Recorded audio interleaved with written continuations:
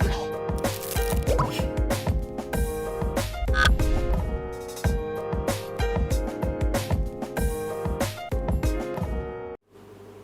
semuanya, balik lagi di materi biologi. Di video kali ini kita akan membahas materi pembelahan sel dengan submateri gametogenesis pada hewan dan manusia. Adapun tujuan pembelajaran kita kali ini, yang pertama mampu menjelaskan mekanisme gametogenesis pada hewan dan manusia. Yang kedua, mampu menganalisis perbedaan spermatogenesis dan oogenesis.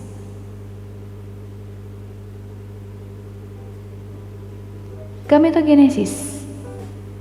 Gametogenesis berasal dari kata gamet yang artinya sel kelamin dan genesis artinya kelahiran. Jadi gametogenesis adalah proses pembentukan sel kelamin, di mana gametogenesis melibatkan proses pembelahan mitosis dan meiosis yang terjadi di dalam organ reproduksi. Nah, ini ada tabel. Ada yang namanya gonad dan gamet. Nah, apa yang membedakan gonad dengan gamet? Gonad itu merupakan badan yang menghasilkan gamet, sehingga testis akan menghasilkan sperma dan ovarium akan menghasilkan ovum atau sel telur. Nah, lalu kenapa gametogenesis ini masuk ke dalam bab pembelahan sel? Karena pada gonad itu memiliki kromosom diploid atau 2N, sedangkan pada gamet memiliki kromosom haploid atau N. Sehingga jika dihubungkan dengan pembelahan sel dari sel yang diploid menuju sel yang haploid, akan terjadi proses pembelahan meiosis. Lalu apa fungsi mitosis dan meiosis pada gametogenesis? Mitosis dalam gametogenesis berguna untuk memperbanyak sel induk yang akan membelah secara meiosis. Sedangkan meiosis itu berguna untuk mengurangi jumlah kromosom sehingga sel kelamin yang dihasilkan bersifat haploid atau N. Pengertian spermatogenesis merupakan proses pembentukan spermatozoa atau sperma dalam testis. Organ penghasil sperma itu disebut testis. Spermatogonium pada laki-laki memiliki kromosom 22AA plus XY atau bisa ditulis menjadi 44A plus XY. Ini merupakan gambar testis, di mana di dalam testis ada tubulus seminiferus, dan jika diperbesar pada tubulus seminiferus ini ada sel-sel yang berfungsi untuk menghasilkan sel-sel sperma, tetapi ada juga sel-sel yang berfungsi untuk menjaga supaya sel-sel sperma itu tetap sehat. Nah, sel-sel itu disebut Sertoli. Tapi kita akan fokus pada sel sperma yang sifatnya diploid atau 2N. Selanjutnya tahapan spermatogenesis. Perhatikan di gambar sel sperma yang pertama, yaitu sering disebut dengan spermatogonium. Jadi ingat, jika ada kata-kata gonium, itu artinya menandakan sel awal. Tahapan yang pertama, spermatogenesis mengalami mitosis, membentuk spermatosit primer atau spermatosit 1 yang memiliki kromosom diploid atau 2N, masih sama seperti si spermatogonium, yaitu 2N. Selanjutnya, spermatosit primer mengalami meiosis 1, menghasilkan 2 sel spermatosit sekunder atau spermatosit 2. Setiap sel spermatosit sekunder mengandung genosom X dan Y. Selanjutnya, kedua spermatosit sekunder membelah secara meiosis 2, lalu terbentuk 4 spermatid haploid yang N. Jadi secara singkat, proses pembentukan sperma atau spermatogenesis dimulai dari sel induk atau sperma. Nah, spermatogonium atau sel induk mengalami pembelahan mitosis, menghasilkan spermatosit primer, lalu mengalami meiosis 1 menghasilkan spermatosit sekunder, mengalami meiosis kedua hingga akhirnya terbentuk 4 sel sperma yang fungsional. Selanjutnya, pengertian oogenesis. Oogenesis merupakan proses pembentukan sel kelamin betina, yaitu sel telur atau ovum. Oogenesis terjadi di dalam ovarium.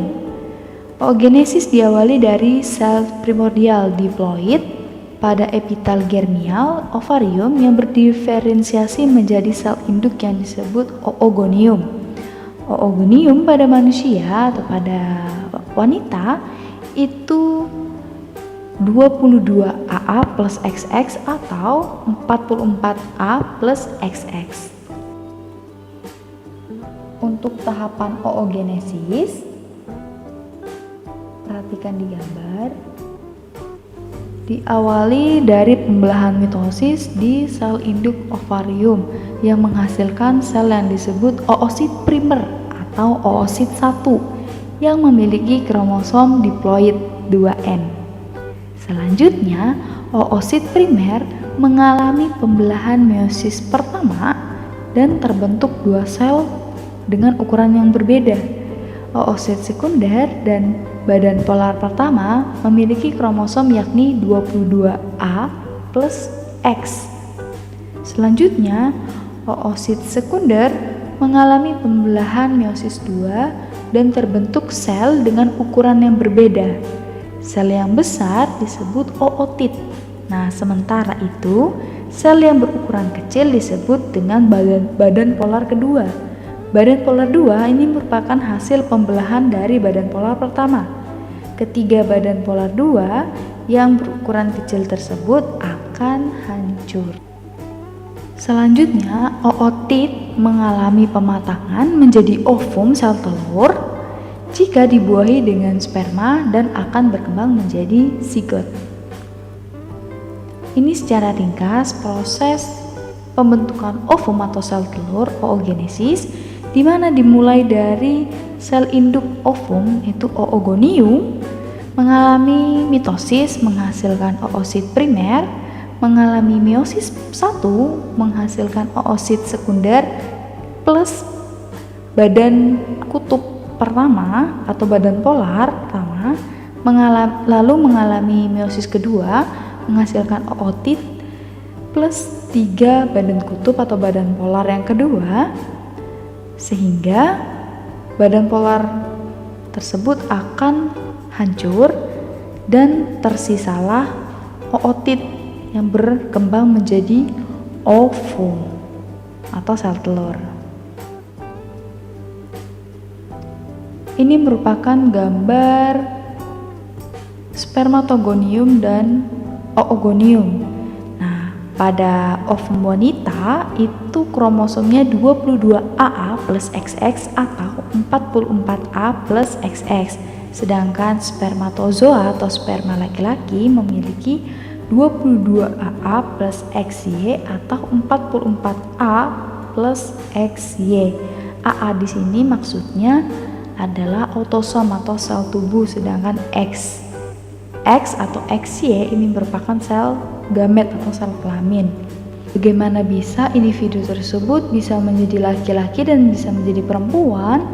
Itu yang pertama, ketika ovum yang memiliki kromosom 22AA plus X mengalami fertilisasi dengan spermatozoa yang memiliki kromosom 22AA plus X akan menghasilkan zigot yakni berupa 22AA plus XX. Artinya individu tersebut menjadi individu wanita, sedangkan ketika ovum 22AA plus X mengalami fertilisasi dengan spermatozoa 22AA plus Y akan menghasilkan zigot yakni 22AA plus XY sehingga akan menjadi individu laki-laki. Nah, ini merupakan tabel perbedaan spermatogenesis dan oogenesis, di mana tempat terjadinya spermatogenesis di testis dan oogenesis di ovarium. Untuk jumlah sel anakannya, spermatogenesis menghasilkan 4 sel sperma yang fungsional semua. Sedangkan oogenesis menghasilkan 1 sel ovarium yang fungsional dan 3 lainnya itu tidak fungsional. Lalu kromosom seks sel anakan, spermatogenesis yaitu X dan Y, sedangkan oogenesis X. Waktu terjadinya di dalam tubuh, spermatogenesis terjadi sejak masa pubertas hingga selama hidupnya, selama kondisi itu mendukung. Akan tetapi, pada oogenesis dimulai sejak embrio sebelum lahir, setelah lahir, masa pubertas, hingga masa produktif dan sebelum menopause. Sekian video pembahasan kita kali ini mengenai gametogenesis pada hewan dan manusia. Semoga video ini bermanfaat. Terima kasih yang sudah menonton dan sampai jumpa di video selanjutnya.